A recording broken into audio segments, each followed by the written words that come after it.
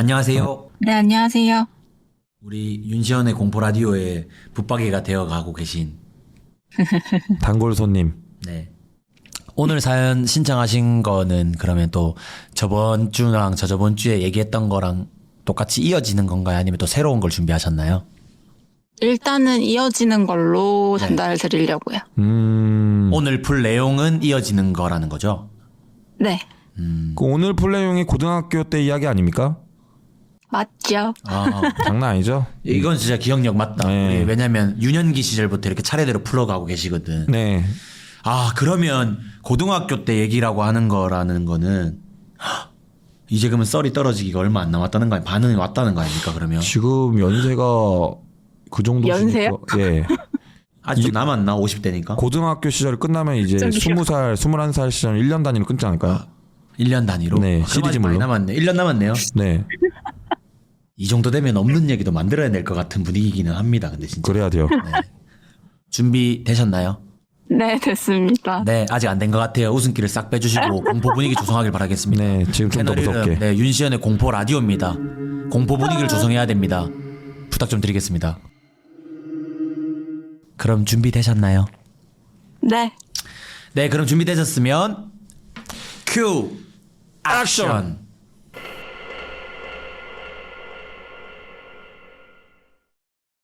네, 저번 주까지 제가 태어나기 전부터 중학생 때까지의 죽을 뻔한 사건, 다치거나 아픈 거, 처음 귀신을 본 일과 무속인에 관련된 일들 등을 전달을 드렸었는데, 오늘은 고등학교 때 있었던 일들을 전달드리려고 합니다. 고등학교 때도 역시나 좀 뭐가 많기는 했는데, 그래서 뭐가 먼저인지는 모르겠지만 일단은 생각나는 대로 말씀을 드릴게요. 우선 미리 전달드리자면, 오늘은 귀신을 본 얘기는 없기 때문에 처음 들으시는 분들은 왜 자기 인생 얘기라나 하실 수도 있는데, 당집기 솔루션 진행이 됐었고 저저번 주부터 전달드린 내용들이 있어서 성인이 돼서의 일들이 이거였나 하는 것들이 있어서 들려드리는 얘기들이니 전부 들으신 분들은 왜 하는 얘기인지 아실 거라고 생각해요. 우선 학교 생활 관련해서는 악기 쪽으로 가고 싶었지만 가정 형편상 불가능해서 디자인과로 진학을 하게 됐었어요. 물론 디자인과도 돈이 많이 드는 과이긴 하지만 악기보다는 적게 들었고 재료값이나 추가적인 비용들 같은 것들이 조절 가능했었거든요. 그런데 이때 다시 전공을 바꾸기로 결정하고선 주말 알바를 다니면서 학원비를 모아 전공을 원래 하고 싶었던 음악 쪽으로 다시 준비를 했었어요. 그렇다고 이제 전공 시간에 수업을 제대로 안 들은 것도 아니었습니다. 전공 선생님들 모두 한 분 한 분 찾아가서 디자인과 진학을 하지 않을 거라고 전달드렸고요. 수업 시간은 당연히 열심히 하겠지만 전 진학은 하지 않을 거니까 괜히 저한테 신경 써주시지 않아도 된다고 최대한 예의를 갖춰서 말씀을 드렸고, 한 분을 제외한 모든 분이 오히려 응원을 해주셨어요. 그 한 분, 특정 선생님의 이유를 알 수 없는 괴롭힘을 당했었는데 괜히 잡을 트집이 없으니까 과제물이 형편이 없다고 반 아이들 앞에서 정말 심하게 모욕감을 줬었어요. 대학에서 주최하는 대회 출품물이었고 지방대이긴 하지만 장학금을 줄 테니 입학하라는 연락도 받았었습니다.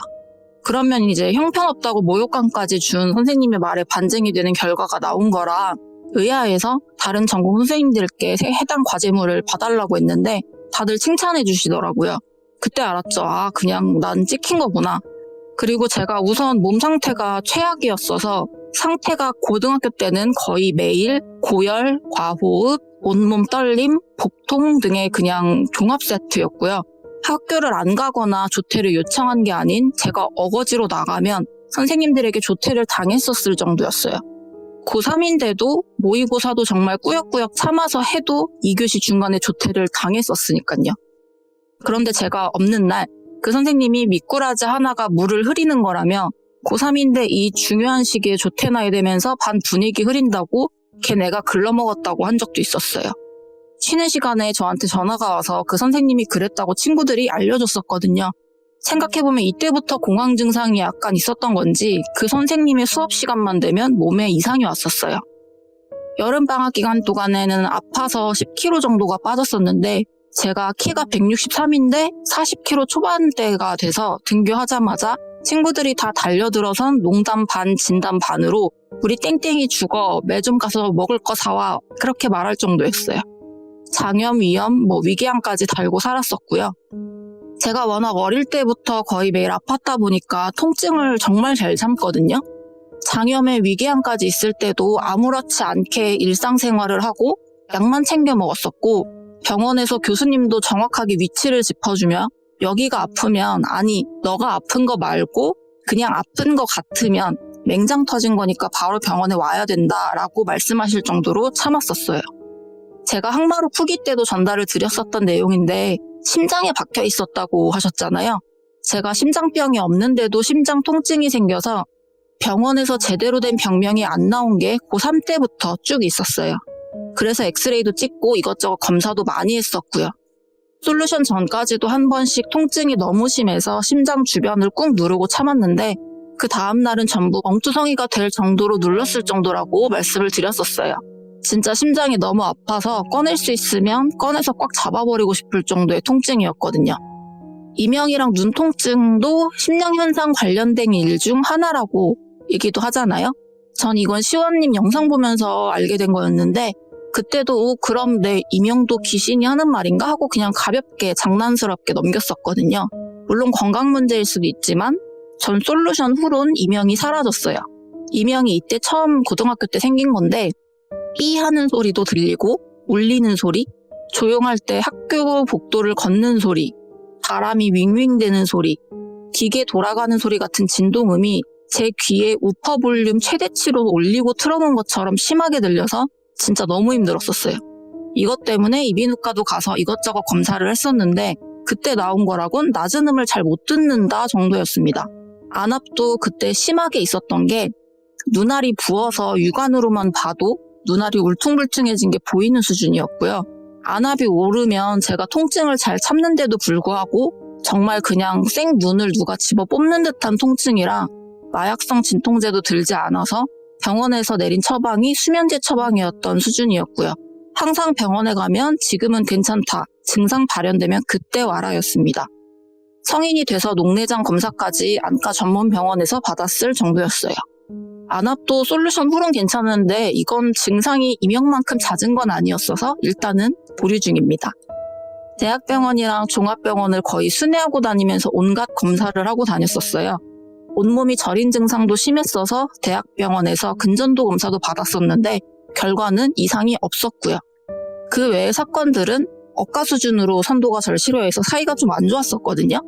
제가 먼저 싸움을 걸진 않지만 오는 싸움은 안 피할 때라 저도 너무 억가이다 보니 그래 그럼 나도 니들 약 올릴 거야 하고 한 행동들이 있어서 안 마주치려고 새벽에 학교를 간 적이 종종 있는데 그때 본 사고가 있어요. 학교 앞에 택시 하나가 앞 유리에 오토바이가 박혀 있었고 보도블럭에 기사님이 피를 흘리며 앉아있는 상태였어요. 조금 떨어진 장소엔 경찰분들이 찻길 쪽을 보이지 않게 몸으로 가리고 계셨어요.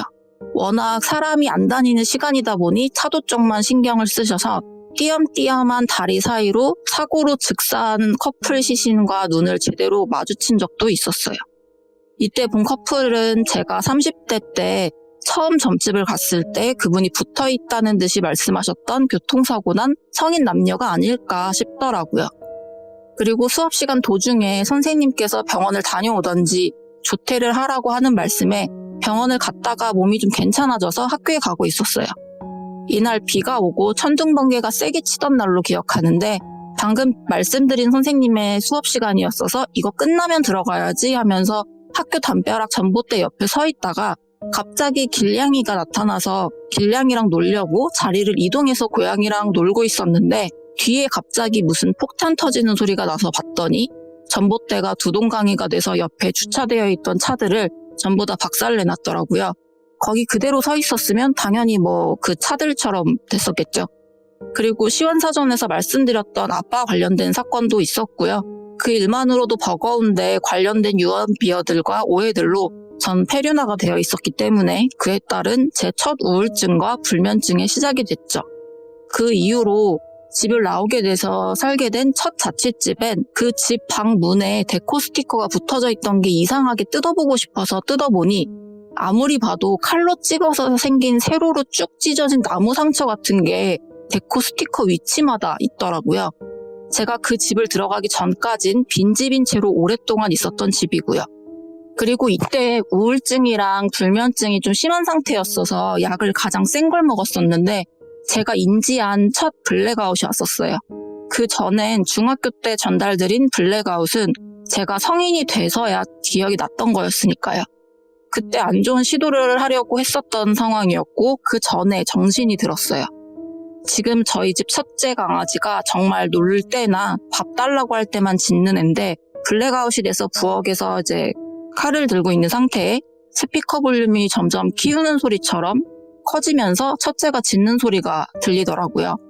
정신이 들었을 땐 제가 칼을 들고 저를 해하려고 하기 직전인 상태였는데 그런 선택은 뭐 흔히들 알고 계시는 손목밖에 몰랐던 때고 그것도 뭐 생각보다 깊게 해야지 안 그러면 자해 수준뿐이라는 그런 내용 같은 것도 몰랐을 때였어요. 근데 그런 걸 어떻게 인지했던 건지 칼의 위치는 손목이 아니었습니다. 첫째가 얼마나 난리를 쳤는지 계속 짖으면서 제 다리를 있는 대로 긁어서 종아리 전체가 발톱 자국으로 붉게 올라온 상태였어요. 그때 첫째가 절 깨우지 않았다면 지금 전 없었을 수도 있겠죠. 그리고 첫째를 만나게 된 것도 이때인데 뱅진님 라디오에서 말씀드렸던 내용이라 간략하게 전달드리면 패킹되어 있는 박스에 넣어져서 쓰레기 소각장에 버려져 처분되기 직전에 저랑 엄마가 소리를 듣고 발견해서 데리고 오게 된 아이거든요. 서로 목숨을 지켜준 게 되는 거죠.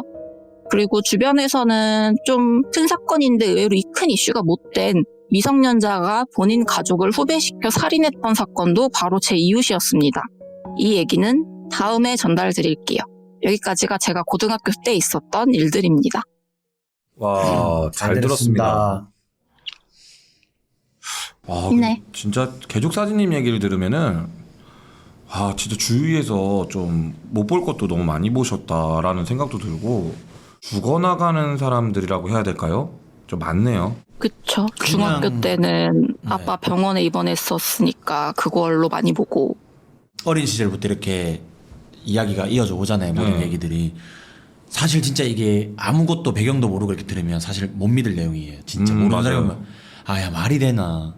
어떻게 이게 시기마다 이런 일들이 생기고 이게 우연의 일치로 되는 것도 한두 번이지 이게 말이 되나라고 싶을 정도로 많이 힘들고 사람들이 살면서 평생 한 번 볼까 말까 맞아요. 일들을 그 얘기를 하고 싶었어. 한 번도 겪기 힘든 일인데. 각 이런 커가면서 그런 시기마다 다 보지 않았나 생각이 듭니다. 이건 힘들 수밖에 없어 살아가는 게. 그러니까요. 그래서 진짜 많이 힘드셨을 것 같아요. 그쵸. 아무래도 정말 꾸준하게 있었어서. 네. 일부러 진짜 저렇게 뭔가 일을 사건 사고나 저런 것들을 찾아다녀도 저렇게는 못할 거야. 못하죠. 진짜. 그래서 첫째 강아지도 되게 기특하네요. 예. 이런 거 그쵸, 보면 그때 참. 네. 진짜 엄청 심하게 발톱으로 긁어가지고 거의 종아리가 피나기 직전이었던 걸로 기억하거든요. 그때 완전 조그맣을 때예요. 아기 때. 은인을 알아보는 거죠. 그런가 봐요. 네, 라고 생각하고 싶습니다, 저도. 이렇게 또 힘든 일, 힘든 인생을 사는 만큼 또 버틸 수 있는 게 힘든 것만 있으면 사람이 사실 못 살아나가잖아요. 그죠. 모든 게. 그래도 그 중간중간에 나를 좀 위해주는 것들이나 위해주는 사람들이나 이렇게 믿고 의지하면서 이렇게 또 살아갈 수 있는 존재가 있기 때문에 또 버텨서 살고 이렇게 또 버텨내는 게 아닌가 싶어요. 진짜 들어보면. 사실 막 들었다 그쵸. 보면 너무 무섭다 이런 느낌을 받는 것보다는 사실 나라면 이런 생각이 들거든요. 저는 계속 저번에도 얘기 들었을 때도 그렇고 와 이거 시기별로 다 이러면 왜 나한테만 이런 일이 생기지라는 생각밖에 안 할 것 같아요. 저는. 삐뚤어질 수밖에 없죠. 긍정적이게는 생각 못 할 것 같아. 저도 그래가지고 네. 진짜 왜 나한테만 이런 일이 이렇게 계속 생기지? 그런 생각하면서 이 정도면은 진짜 뭐 전생이나 뭐 그런 게 있다라고 하면 진짜 전생에 내가 뭐 진짜 뭐 나라 팔아먹고 가족 팔아먹고 친구 팔아먹고 다 막 할 수 있는 모든 나쁜 짓은 다 해서 이번 생에 벌 받는 건가 그런 생각도 했었어요. 그런 생각도 할 수는 있죠. 너무 그런 일들이 생기니까. 맞아. 그러면 또 다음번에 만약에 사연 신청하면 이제 이거 다음 시기로 이어지는 거예요, 이제는 또? 아니면 또 새로운 다른 게 있는 건가요? 성인 돼서 얘기는 다다음번이고요. 다음번에는 제가 아까 전에 말씀드렸던 미성년자가 본인 가족을 후배시켜서 살인했던 사건, 현실 공포 얘기를 해드리겠습니다. 아, 좋아요, 너무. 기대됩니다, 진짜.